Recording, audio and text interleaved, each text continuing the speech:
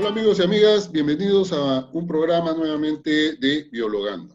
Hoy día nuevamente tenemos como invitado al colega Mario Esparza.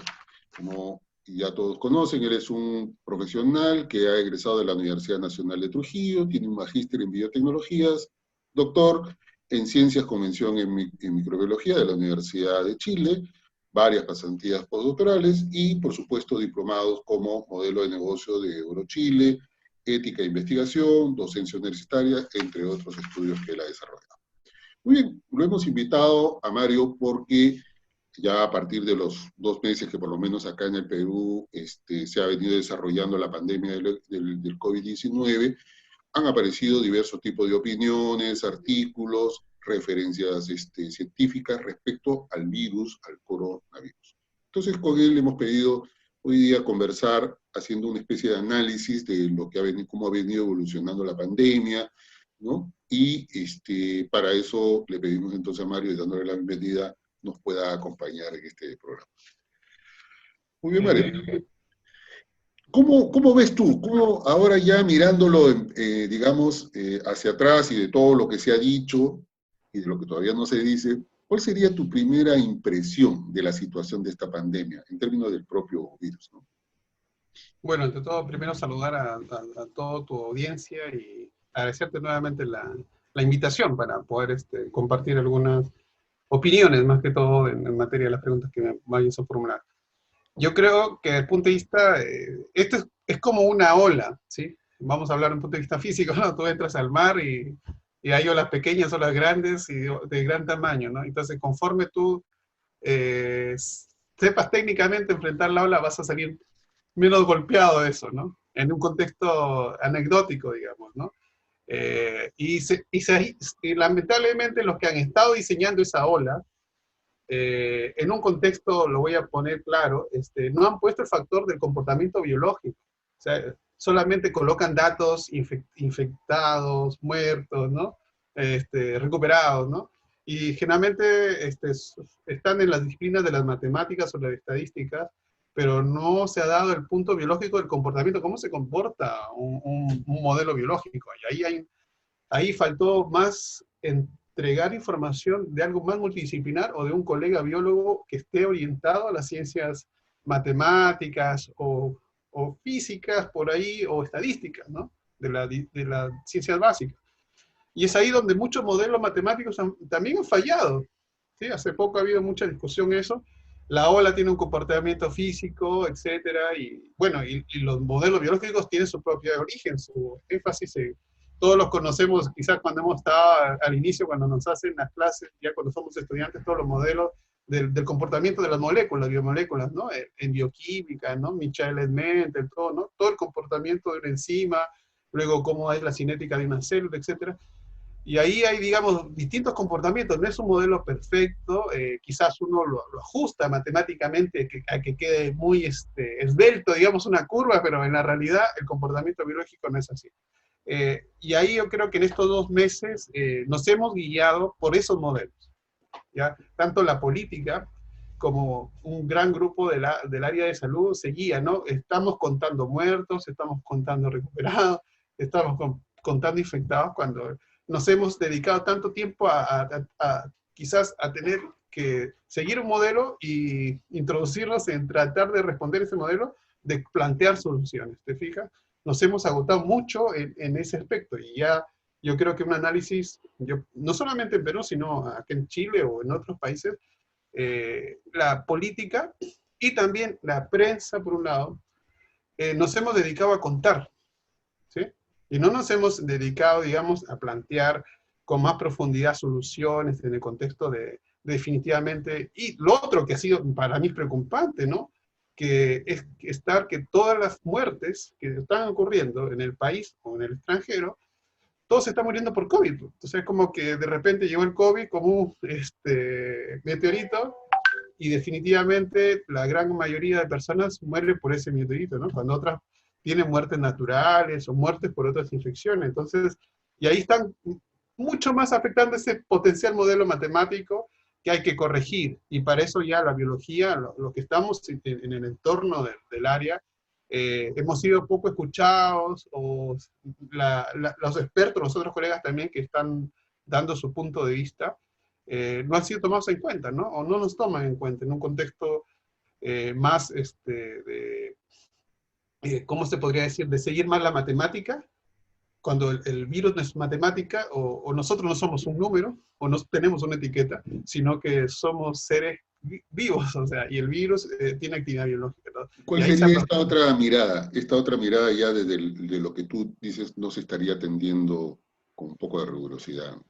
Yo diría que la rigurosidad que se está dando, no le falta que en la fórmula se encaje estas propiedades biológicas dentro del proceso del modelo matemático que se está siguiendo. Estoy hablando un poco del sector político, ¿sí? De cómo se está llevando el tema, y ahí, digamos, si uno comienza a analizar los profesionales, por más del área de las ciencias de la salud, uno está incorporando a profesionales biólogos también, por un lado, que puedan, digamos, dar un aporte a la multidisciplinaridad. Una cosa tan simple, hasta ahorita en Perú no tenemos ni siquiera ninguna foto de coronavirus. Con eso, digamos, voy a ser tan simple, hasta el mismo ministro de Defensa del Perú le podría decir, ¿usted conoce al enemigo? Si tiene la foto del enemigo, entonces, o al comando COVID, quizás, ustedes como comando, ¿tienen la foto del enemigo al cual están atacando?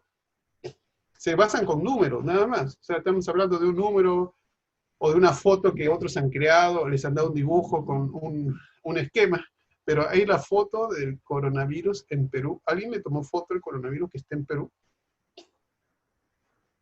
Prácticamente no. No saben que, o sea, vamos a un tema tan básico. Si estamos atacando un ente biológico, cuando nosotros trabajamos en laboratorio, tenemos nuestro modelo, ¿no? Una planta, un animal, ¿no? Le damos sus características, o podemos seguir un protocolo para construir el modelo de qué se trata, o una bacteria, un hongo, ¿no? En un virus, no, ¿no? Ahora, pero entiendo que el INS, o algunos investigadores de ahí, han hecho, digamos, una mirada también a la identificación de algunos de las muestras de los virus, y para mirar su secuenciación, ver si es parecido al que hay en Wuhan. Bueno, creo que esas cosas sí se han hecho, ¿no? Claro, es que lo que pasa es que es un tema indirecto. Es como que tú tienes, no sé, yo estoy hablando ahorita con tus datos, con tu DNI, ¿sí? O tu ADN, digamos, ¿no? Pero no estoy viendo a Sandro Chávez, ¿te fijas? No te veo anatómicamente, okay. No sé que es más o menos así, digamos, ¿no? En un contexto de comenzar a resolver problemas. Y eso es desde el origen del problema, primeramente. Estoy planteando un tema de mi propia opinión, o sea, yo si quiero enfrentar un problema, quiero ver al problema, quién está causando el problema, no ver los datos del problema, ¿sí? Y por otro lado, las consecuencias que se están dando, o sea, como te lo planteaba, o sea, a mí me apena mucho, yo tengo contacto con muchos colegas biólogos, no solamente en Perú, sino afuera, que ellos, o médicos también, amigos médicos, me cuentan que hay pacientes que no, y por no decirte un porcentaje de más de 10 o 15 o 20%, que no tienen COVID, y están, digamos, siendo, por un lado, diagnosticados como COVID, y de los fallecidos que no tienen COVID, también se le están dando como COVID, y se están, digamos, incinerando. O sea, hay una seriedad que no se está cumpliendo en protocolos, en una mirada también que podría darse desde el punto de vista, como te dice, hay un problema en el modelo desde el origen, y también en el proceso final, digamos, ¿no? Por un modelo que nos hemos instaurado a contar, a matematizar un problema social y biológico, cuando realmente hay otras variables que colocar, ¿no? Desde el punto de vista de lo que te estoy planteando. De acuerdo. Ahora, en la información que ha ido surgiendo a lo largo de estos meses y estas semanas, hay bastante información que habla mucho de cómo el virus que aparece en Wuhan ya no es exactamente el mismo que apareció en Italia, el mismo que apareció en Estados Unidos, en Guatemala, ¿no? Que habría tenido ciertas mutaciones, que no lo hace otro virus, pero tiene sus mutaciones. Y también hace poco se dice que, y algunos están planteando de que el virus va a llegar, ya casi estaría llegando en una situación de mutación y adaptación, que podría por ejemplo, en Italia hay un virólogo que salió a decir, oye, aquí vamos a llegar ya a la inmunidad de rebaño, ¿no? O sea, tranquilos, ya eso se va a resolver. ¿Qué opinas sobre este tipo de información que ya ha comenzado a salir? Sí, eso justo ya, pues, más o menos en febrero, en marzo, acá hubo una controversia en Chile, justo el ministro de Salud, Jaime Mañalich, dio una opinión pública. Dijo, el virus se está volviendo bueno, ¿sí? Desde el punto de vista de una opinión política, y trató de, él también es técnico, entonces trató de explicar de que va a venir el virus, obvio, va a tener su impacto, pero luego se va a volver bueno en un contexto de que sus mutaciones van a ser menos letales y luego se va a volver, digamos, como decimos, de lo que acaba de plantear, va a haber por un lado la defensa propia de nosotros como población humana, de la inmunidad de rebaño, pero también la capacidad patogénica del virus se va debilitando, ¿sí? Y eso está sucediendo, o sea, desde el punto de vista global. Y creo que en la entrevista anterior lo planteamos, en el contexto de que los patógenos, en el fondo, comienzan primeramente a causar daño, de ahí comienzan a adaptarse y ser parte de la flora saprófita o natural del huésped, ¿no? Necesita, digamos, estar ahí en el contexto de poder tener una relación, digamos, estable. En nuestro contexto, digamos, si hablamos al final, el proceso más allá del patógeno como unidad, voy a entrar a la parte molecular, son sus estructuras, son sus proteínas, ¿sí? Entonces, las proteínas, en el contexto, nuestras defensas también son anticuerpos que son proteínas, y las armas de estos patógenos, sean virus o bacterias, son proteínas, ¿sí?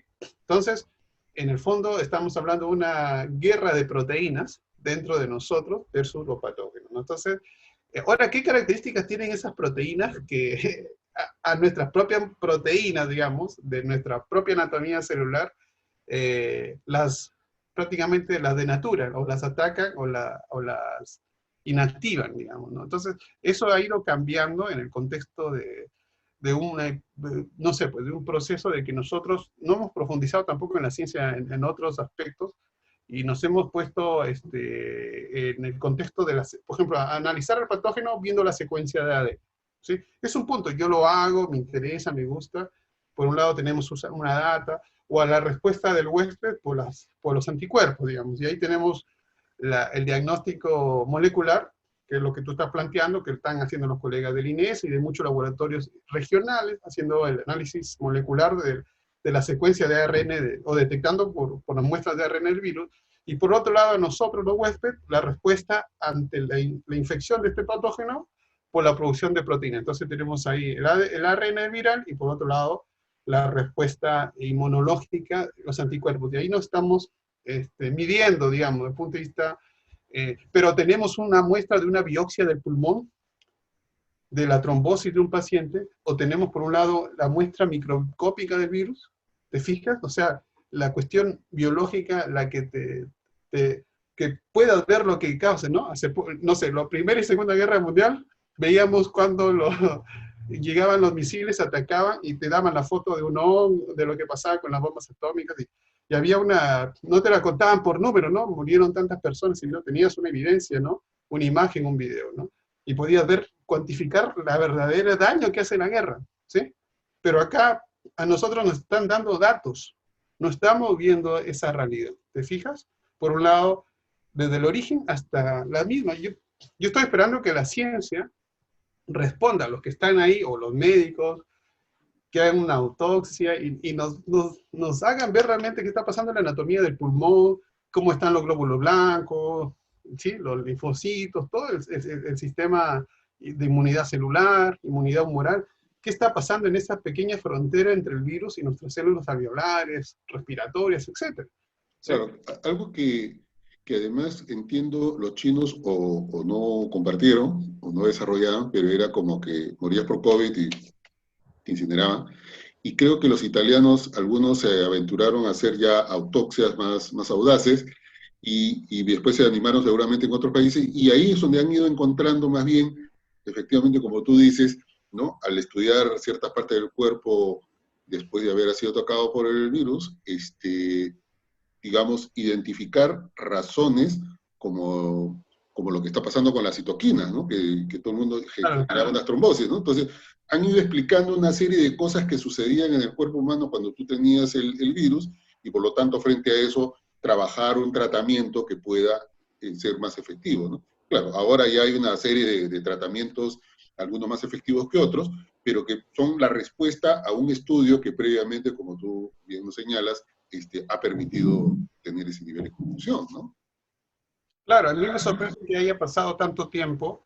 Yo en varios, bueno, las mismas preguntas que me han hecho, lo que me está planteando, también ha pasado en varios escenarios de entrevistas o reuniones con personas también que están en varios niveles de toma de decisiones. Definitivamente, todavía yo como ciudadano y por un lado como investigador, no tengo esa evidencia, ¿te fijas? Claro, nos estamos mandando a la evidencia indirecta, ¿sí? De datos, de números, de curvas, pero para nosotros como ciudadanos, muéstreme la foto, pues, ¿no? O sea, ¿qué está pasando ahí? O como para informar mejor, para tener, y eso está pasando a nivel global, ¿no? O sea, si tú comienzas a surfear un poco en eso, o hasta ya el mismo origen del coronavirus, que ya han pasado varios meses, que se lo ha puesto en jaque a China, Wuhan, hasta la misma experta del laboratorio de virología asumió hace poco, creo que fue en la BBC, vi una entrevista, que sí tenían cepas ellos de su laboratorio, que estaban haciendo estudios con cepas de coronavirus de animales, ¿no? En su laboratorio. Ya por ahí están dando luces, no se sabe, nosotros no somos jueces, ni investigadores privados, ni mucho menos, pero que han tenido estudios, han estado trabajando, y que ya China se está abriendo a que se conozca el origen del coronavirus ahí en Wuhan, ¿no? Pero hace meses atrás estaba totalmente prohibido, hasta ha habido denuncias de médicos o investigadores que han estado trabajando en el coronavirus y han desaparecido, hasta en Estados Unidos. Creo que hace poco fue un investigador chino que estaba investigando sobre el coronavirus y lo asesinaron, ¿no? Entonces hay temas de fondo que no vamos a entrar ni a la controversia ni nada, pero que es algo raro que investigar en profundidad el coronavirus haya tenido estas consecuencias ya que dejan de ser más allá del grueso investigativo del origen del coronavirus, que nos causan dudas todavía, y cómo nosotros estamos respondiendo como humanidad de una manera más emocional que inteligente. Ahora, digamos, entonces, tenemos claro que los virus en general, mutan, ¿cierto? En este caso, cuando dan este desbordamiento, pasan a otra especie, hay un momento, al parecer, fuerte, son muy patógenos, y luego, digamos, van mutando y se van adaptando al medio y se convierten en algún momento, ¿no?, como parte de eso. O sea, eso es, digamos, de manera general, así es más o menos como actúan los virus, y no tendría por qué ser diferente, ¿cierto? Dadas las condiciones en las que se va a desarrollar. Entonces, por ahí, toda la información estaría encaminada, digamos. Ahora, ¿cuándo sucede eso? Eso es parte ya de una investigación que hay que hacer. Pero alrededor de eso, también es cierto que se ha desarrollado todo una gran, no debate, pero sí sacar a la luz, ya tienen el kit súper recontra rápido, ¿no? Molecular, ya ni siquiera serológico, molecular. Acabo de leer ahora en la mañana también que ya van a, que inclusive los senegaleses han desarrollado un tipo de kit que es súper rápido, muy barato, y es el que están aplicando. Y ojo que los senegaleses no tienen muchos recursos, ¿no? Pero han logrado, si eso es así, efectivamente es bien importante. La pregunta es, bueno, si eso son capaces en un país como Senegal, yo me pregunto, en el Perú, que tenemos quizás más recursos, ¿no?, científicos y económicos, lo único que hemos escuchado son anuncios. Ya tenemos la fórmula, ya está aquí, pero... Claro, de la vacuna o del kit también que ha pasado, ¿no? Claro, son las dos cosas en esta competencia, sabiendo de que la vacuna no es para ahora, es dentro de, no sé, 8 meses, un año, por lo menos para que llegue a América Latina. ¿Cómo ves esa parte? Mira, el tema, como te digo, por eso hay varias capas, ¿no?, de analizar. Ya te estoy dando una capa del origen y al fin, Claro, está claro cómo eso. comienza el origen y el fin de una enfermedad o de una pandemia, en un contexto, algo tan básico. Si tú sabes que nosotros los biólogos estamos ahí, pues, o sea, estamos al lado del microscopio, al lado del equipamiento, para identificar al agente causal, digamos, ¿no? Ahora, la identificación de la agente causal, vamos a decir que casi el 100% se hace de manera indirecta, o sea, vemos su ARN, o vemos, por un lado, proteínas también que lo podemos ver, o de manera indirecta también por las consecuencias que le hace al huésped, ¿no? Por la parte de los anticuerpos. Ahora, los desarrollos, lo bueno que ha hecho esta pandemia es que se ha generado, voy a hablar de mi punto de vista científico, un protagonismo más a la ciencia. ¿Sí? Eso sí es importante desde el punto de vista social, o sea, de que por eso estamos quizás haciendo esta entrevista o viendo a más colegas que están siendo entrevistados y dando su opinión técnica y también sus recomendaciones, ¿no? Quizás desde el punto de vista, la población tiene más acceso a que pueda conocer más a sus expertos De acuerdo. en sus distintas realidades. Eso por un lado. Entonces, y eso ha hecho que al empoderar más al experto, sea biólogo, matemático, físico, o la disciplina que sea, se generen más desarrollos, no solamente de los mismos expertos, sino de otras disciplinas que están generando, digamos, plataformas, por lo que te decía, ¿no? Hay personas que no son del área bio y están desarrollando kits de diagnóstico, como tú lo estás planteando, vacunas, por ahí, que es lo que están moviendo. O sea, hay más de 100 proyectos de vacunas, imagínate, o sea, y lo que tú estás diciendo es cierto, o sea, para concluir o desarrollar una vacuna desde su origen, de su diseño, que parte en un computador o en un papel, de una idea hasta que se generan los productos y las pruebas biológicas de seguridad, eso es promedio, ni siquiera es un año, es mucho más de un año, ¿ya? Entonces, por eso que a mí me sorprende que haya todo un populismo de decir que en 2 meses, 3 meses o 4 meses tenemos una vacuna, ¿no? O en mucho tiempo más corto. Entonces, yo ahí sí discrepo mucho. O sea, si los mejores laboratorios del mundo con virología, o en Francia, o en Estados Unidos, donde se desarrollan vacunas, no lo pueden hacer, que yo te diga, ¿sabes qué, Sandro? Voy a hacer la vacuna en 3 meses o en 6 meses. Primeramente, cuando nunca he producido una vacuna previamente, te estaría mintiendo, digamos, o estaría siendo populista en ese sentido, ¿no? O los plazos serían más largos, ¿no? Claro, o sea, por un lado, si yo no tengo la expertise, o sea, yo sé que yo he trabajado tiempo atrás, pero cuando he trabajado como parte en estos desarrollos, ya el hecho de que tú tengas el antígeno, ¿sí? o detectes el antígeno, tú demoras varias semanas, o sea, tiene que ser inmunogénico. Entonces, luego tú tienes que inyectar un modelo animal para que genere respuesta inmune. Y eso demora 2 a 3 semanas más, luego tienes que hacer evaluaciones bioquímicas, etc. Entonces, ya ahí tienes 2 meses a 3 en un contexto de manejo y hacer las pruebas de seguridad y todo, y después ir probando todos los modelos más adelante, que en promedio es un año más, ¿sí? Y los test de seguridad en humanos, en primates, entonces, hay todo un tema de los estudios clínicos. Y ahora pasando al otro rubro, que son de los test rápidos que hay, que han salido al mercado, tanto serológicos como moleculares, que ya ahora ya pasó, ya no es el test, sino es el decir yo lo puedo hacer hasta en segundos, digamos, ¿no? Porque pasó que el test molecular en 4 horas, luego en 2 horas, luego en 40 minutos, 30 horas, ha llegado, creo que alguien te va a decir, no, esto es prácticamente, yo te paso un escáner y sé que estás con COVID, algo así, ¿no? Entonces, a esto hemos llegado a un tema de que se genera una materia más periodística, más de generar falsas esperanzas en que esto tiene que ser así, o sea, mientras más rápido es mejor. Y eso se ha generado con muchas plataformas que se han hecho in-house, que no tienen toda, digamos, la aceptación técnica, pero hay que entender claro que hay una ética, ¿sí? Un proceso también riguroso de que tú vas a trabajar con muestras de un paciente, de una persona, ¿sí? Y estos test que son rápidos, que por su misma situación que son rápidos, tienen mucha debilidad, su baja sensibilidad o especificidad es baja con respecto a los test que nosotros tenemos un experto, un laboratorio certificado, toda una línea, digamos, de estudio que va a demorar un poco más, pero da la seguridad de una sensibilidad y especificidad mucho mayor, cercana al 100%, versus que estos test rápidos todavía tienen como entre un 85, 91%, que te deja un margen amplio, o sea, de cada 100 personas, o sea, tú vas a dar, que son COVID positivo, 90 la vas a dar, pero los 10 no van a ser.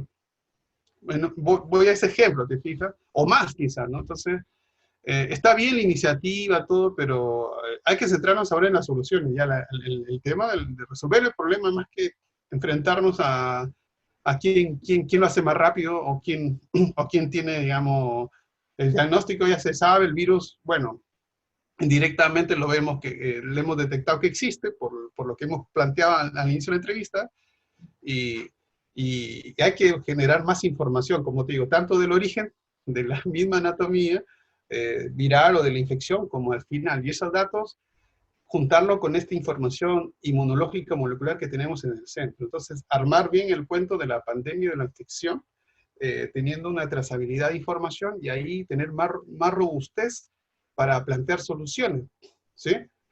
No sabemos quizás si el virus tiene anatómicamente una formación proteica diferente y eso se puede tratar con algún agente X o Y, o al final también anatómicamente se puede hacer otra solución, ¿no? No necesariamente hablando desde el punto de vista químico, sino fisiológico, bioquímico u otras alternativas, ¿no? Y si tuvieras, digamos, a la luz de lo que ya sabemos, y no solamente de las políticas y de las decisiones que se toman en torno a manejar la pandemia, y, pero en materia ya de la generación de mayor conocimiento respecto a cómo evoluciona el virus, hacia dónde apunta, porque si hacemos un buen seguimiento biológico al virus, y cómo va evolucionando, cómo va mutando, cómo se va comportando en un lado o en otro, probablemente eso nos da mejores pistas para poder tomar mejores decisiones políticas, ¿cierto? Porque ahora puede ser que tú hagas una gran inversión en kits moleculares, en vacunas y todo, y de pronto, no digo que sea así, pero de pronto el virus evoluciona y en un momento se adapta, ¿no? Y se genera la inmunidad de rebaño, De rebaño. y resulta de que se convierte como ya sucedió con varios virus y varias gripes que tenemos, que es parte ya ¿no? de la vida. Claro. Tratamiento, ¿no? Muy simple y se acabó. Entonces, digamos, ¿qué dirías tú? ¿Cuáles serían las recomendaciones que tú dirías que habría que ajustar ahora a la luz de lo que sabemos? ¿Qué habría que hacer? Claro. Bueno, conforme a lo que acabas de decir, yo estoy en esa propuesta de lo que estás planteando. O sea, esto ya, bueno, ya lo había dicho hace 2 meses atrás, por abril, por ahí, o antes, que esto va a pasar. O sea, la inmunidad de rebaño se va a tener que hacer. Eso pasa por cualquier especie. O sea, comenzamos a generar más defensas por las mismas reacciones naturales que tenemos nosotros como humanos en un contexto de responder ante una infección de un patógeno, en este caso viral, un virus respiratorio, y las recomendaciones en materia del proceso. Mira, hay modelos que los inmunólogos, epidemiólogos, como los modelos de Suiza, hasta en Singapur, o en Corea, que han aplicado justo muchas, o en Alemania, ¿no? Que no se han generado tanta, por decir, digamos, por su situación poblacional, que hay más educación, más cultura, ha logrado mantenerse, digamos, ¿no? Los índices, o ser manejable la salud pública en un contexto, porque acá más, lo que le preocupa a los gobiernos así es poner en jaque sus medidas de salud pública, ¿no? Entonces, ellos han controlado bien en Europa, quizás en Italia, por el mal comportamiento de la ciudad o de la población, ha colapsado el sistema público. Y ahí, cuando se ve colapsado los sistemas públicos, colapsa, digamos, toda la economía, digamos así, de lo que está pasando en América Latina, excepto aquellos países que han reaccionado como Uruguay, Honduras, por ahí Puerto Rico, quizás, ¿no? En un contexto de eso. Entonces, el planteamiento de la situación, por un lado, seamos realistas, o sea, por más medidas que tú como gobierno quieras implantar o imponer hacia una población que no ha tenido una cultura, no se ha basado en una cultura de la evidencia del conocimiento, en un mes o 2 meses no vas a construir esa política por más presión militar, policial, y esas son las consecuencias que hemos tenido nosotros, ¿no? Yo, si podría haber una toma de decisión, yo definitivamente no pensaría en solucionar esta pandemia ahora en un contexto de la realidad. O sea, hay que aprender la lección y hacia las que vengan. Entonces, por eso que esto, como te dije en la entrevista anterior y también le he comentado, esto tenemos nosotros, este año a nosotros nos va a causar más problemas que beneficios por la misma conducta de nuestra falta de cultura y educación, ¿sí? Entonces, nosotros, por ejemplo, en mi caso, yo te digo, yo no he salido desde, prácticamente estoy encerrado, 100% encerrado, ¿eh? O sea, ni siquiera he salido a la puerta del departamento hacia afuera a ver mis vecinos, los escucho y todo. Eh, Porque tienes la educación y la formación y sabes y conoces, pero el protocolo definitivamente no se ha cumplido por la población en general por una falta de inteligencia social. Yo invertiría en una política que permite empoderar mediante protocolos de educación, de formación desde muy temprana edad, herramientas a los niños o jóvenes sobre estos puntos de la biología, de la microbiología, todo lo que es bioseguridad, ¿no? Entregarle herramientas al ciudadano que va a ser de acá 5 o 6 años, que va a tener edad, digamos, de decisiones, de toma de decisiones políticas, para que pueda ser parte de una respuesta disciplinar ante problemas que van a seguir existiendo. Hay que entender que en estas 2 décadas hemos tenido 4 pandemias